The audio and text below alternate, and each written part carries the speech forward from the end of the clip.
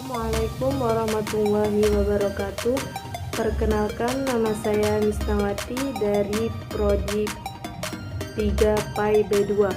Baiklah, saya di sini akan mempresentasikan makalah dengan konsep filsafat pendidikan, pragmatisme, dan eksistensialisme.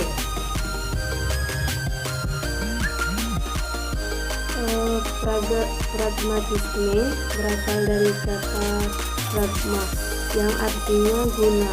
Pragma berasal dari bahasa Yunani. Maka pragmatisme adalah suatu aliran yang mengajarkan bahwa yang benar adalah apa saja yang membuktikan dirinya sebagai yang benar dengan akibat-akibat yang bermanfaat secara praktis. Misalnya, berbagai pengalaman pribadi tentang kebenaran mistik asalkan dapat membawa kepraktisan dan bermanfaat. Artinya, segala sesuatu dapat diterima asalkan bermanfaat bagi kehidupan. Sedangkan tokoh-tokohnya yaitu William James pada tahun 1842 sampai 1910 lahir di New York, yang memperkenalkan ide-ide tentang pragmatisme kepada dunia. Ia ahli di bidang seni, psikologi, anatomi, psikologi, dan filsafat. Dr. Randes Moro Ahmadi yang pemikiran filsafatnya liar karena dalam sepanjang hidupnya mengalami konflik antara pandangan ilmu pengetahuan dengan pandangan agama. Ia bertanggapan bahwa masalah kebenaran tentang asal atau tujuan dan hakikat bagi orang Amerika terlalu teoritis. Yang ia inginkan adalah hasil-hasil konkret. Dengan demikian, untuk mengetahui kebenaran dari ide atau konsep haruslah diselidiki konsekuensi praktisnya. Pragmatisme adalah aliran filsafat yang mengajarkan bahwa yang benar adalah segala sesuatu yang membuktikan dirinya sebagai benar dengan melihat kepada akibat-akibat atau hasilnya yang bermanfaat secara praktis. Dengan demikian, bukan kebenaran objektif dengan pengetahuan yang panjang, melainkan bagaimana kegunaan praktis dari pengetahuan kepada individu-individu. Dasar dari pragmatisme adalah logika pengamatan, di mana apa yang ditampilkan pada manusia dalam dunia nyata merupakan fakta-fakta individual, konkret, dan terpisah satu sama lain. Dunia ditampilkan pada adanya perbedaan di antara begitu saja. Representasi realitas yang muncul dari pikiran manusia selalu bersifat pribadi dan bukan merupakan fakta-fakta umum. Ide merupakan fakta-fakta umum menjadi benar ketika memiliki fungsi pelayanan dan kegunaan. Dengan demikian, filsafat pragmatisme tidak mau direpotkan dengan pernyataan-pernyataan seputar kebenaran. Terlebih dahulu bersifat metafisik, sebagaimana yang dilakukan oleh keyakinan filsafat barat di dalam sejarah. Teori tentang kebenaran. Menurut teori klasik tentang kebenaran, itu dikenal dua posisi yang berbeda, yakni teori korespondensi dan teori koherensi. Teori korespondensi menekankan persesuaian antara si pengamat dengan apa yang diamati, sehingga kebenaran yang ditentukan adalah kebenaran empiris. Sedangkan teori koherensi menekankan bahwa peneguhan terdapat ide-ide priori atau kebenaran logis, yakni jika proposisi yang diajukan salah satu sama lain. Teori pragmatisme menyatakan bahwa apa yang benar adalah apa yang berfungsi. Banyaknya sebuah mobil dengan segala kerumitan mesin yang membuat bekerja, namun yang sesungguhnya menjadi dasar adalah jika mobil itu dapat bekerja dan berfungsi dengan baik. Pragmatisme dalam perkembangan.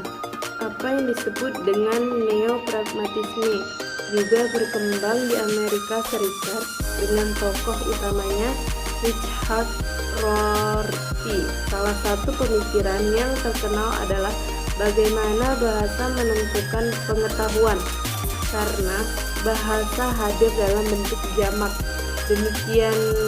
Demikianlah pengetahuan pun tidak hanya satu dan tidak dapat dipandang universal, atau dengan kata lain, tidak ada pola yang rasional terhadap pengetahuan, budaya, atau nilai-nilai yang dapat dilihat secara fungsinya terdapat manusia. Selanjutnya, eksistensialisme. Dari sudut etimologi, eksistensi berasal dari kata eks yang berarti berdiri atau menempatkan. Jadi, secara luas, eksistensi dapat diartikan sebagai berdiri sendiri sebagai dirinya sekaligus keluar dari dirinya. Eksistensialisme merupakan salah satu aliran dalam ilmu filsafat yang menentukan pada manusia, di mana manusia dipandang sebagai satu makhluk yang harus bereksistensi, mengkaji cara manusia berbeda di dunia dengan kesadaran. Jika dapat dikatakan pusat renungan, eksistensialisme adalah manusia konkret. Ada beberapa ciri eksistensialisme, yaitu salah satunya melihat cara manusia berada. Eksistensi diartikan secara dinamis, sehingga ada unsur berbuat dan menjadi manusia dipandang sebagai satu realitas yang terbuka dan belum selesai, dan berdasarkan pengalaman yang konkret. Jadi, dapat disimpulkan bahwa eksistensialisme itu memandang manusia sebagai salah satu yang tinggi, dan kebenarannya itu selalu ditentukan oleh dirinya, karena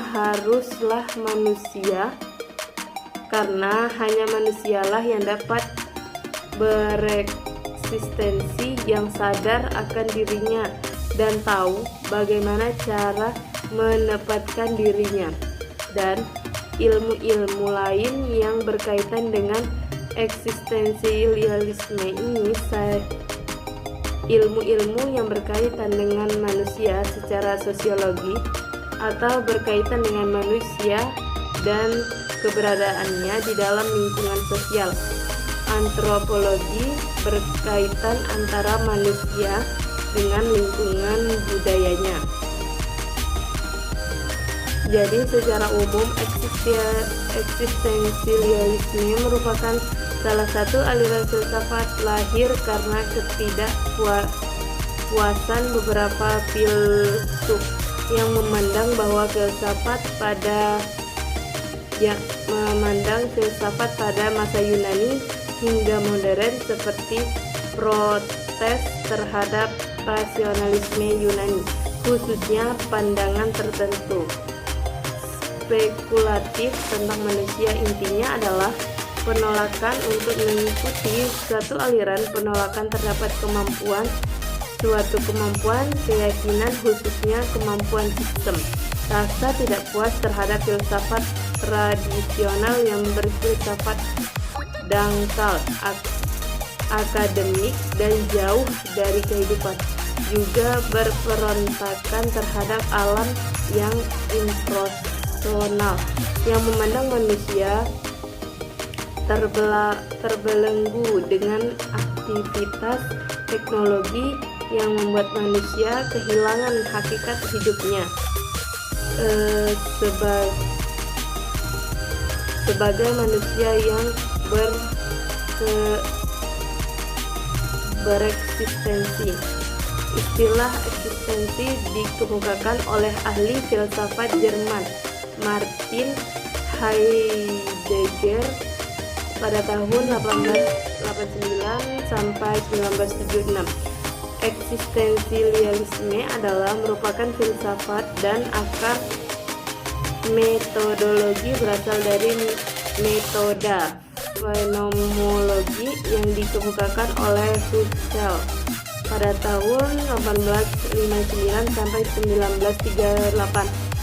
Eksistensialisme adalah aliran filsafat yang paham berpusat pada manusia individu yang bertanggung jawab atas kemampuan yang bebas tanpa pemikiran secara mendalam mana yang benar dan mana yang tidak benar, sebagaimana bukannya tidak mengetahui mana yang benar dan mana yang tidak benar, tetapi seseorang eksistensialis sadar bahwa kebenaran bersifat relatif, dan karena masing-masing individu bebas menentukan sesuatu yang menurutnya benar.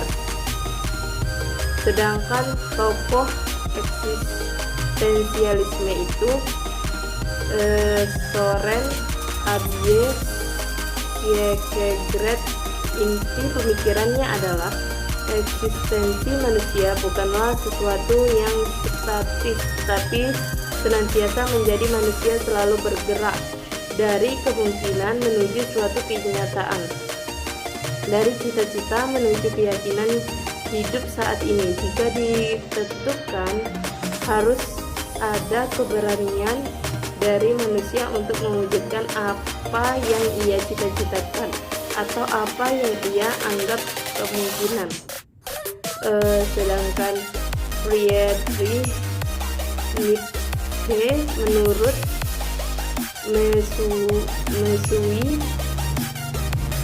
menurutnya Matsui yang bereksistensi adalah manusia yang mempunyai keinginan untuk berkuasa dan menjadi manusia super yang mempunyai mental majikan, bukan mental budak, dan kemampuan ini hanya dapat dicapai dengan penderitaan, karena dengan menderita orang berpikir itu lebih baik dan akan menemukan dirinya sendiri.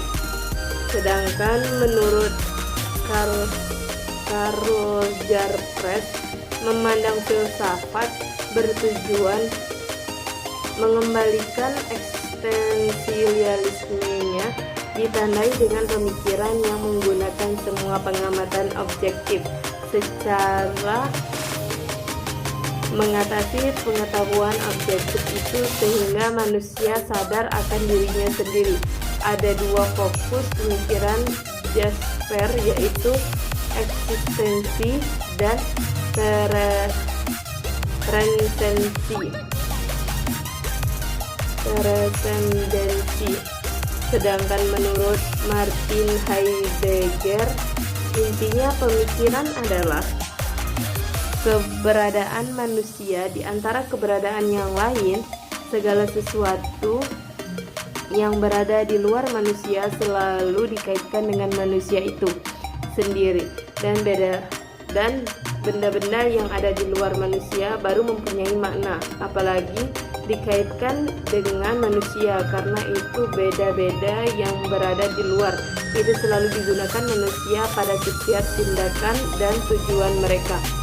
Sedangkan menurut Jean Paul Sartre menekankan pada kebebasan manusia secara diciptakan mempunyai kebebasan untuk menentukan dan mengatur dirinya. Konsep manusia yang bereksistensi adalah makhluk yang hidup dan berada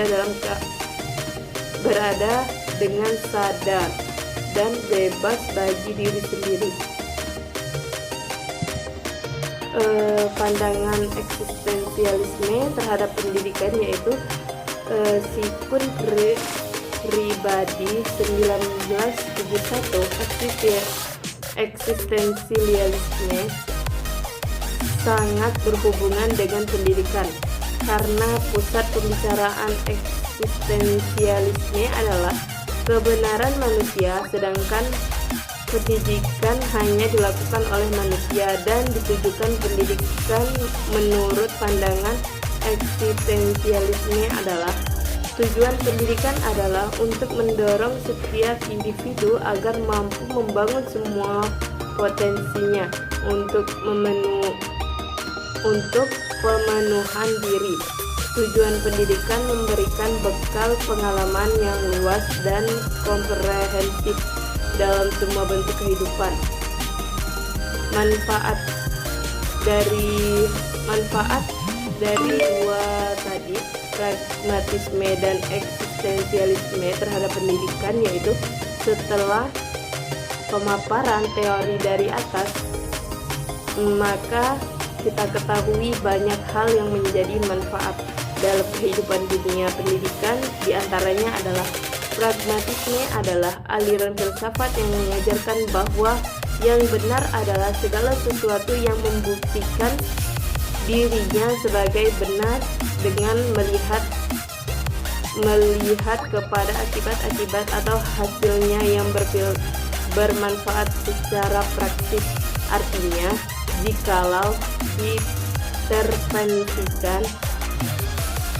jikalau diintervensikan terhadap pendidikan, maka pengertian adalah bahwa dunia pendidikan itu tidak hanya membutuhkan sesuatu kebenaran yang dilandasi asas logika saja, namun pendidikan yang benar adalah pendidikan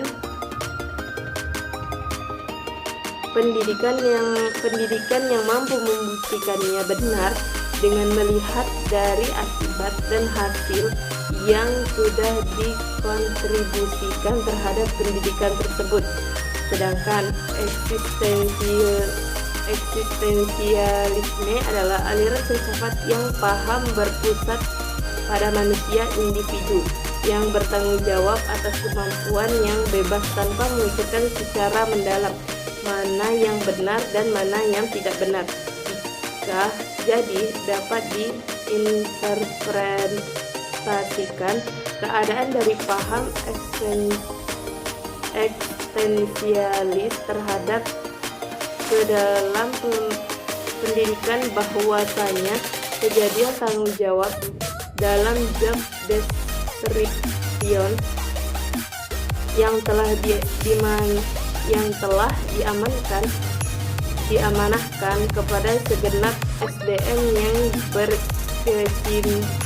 berkecimpung dalam dunia pendidikan harus benar-benar direalisasikan. Sekian dari saya, lebih dan kurangnya saya mohon maaf. Hanya ini yang dapat saya sampaikan. Wallahul muwaffiq ila aqwamit thoriq. Wassalamualaikum warahmatullahi wabarakatuh.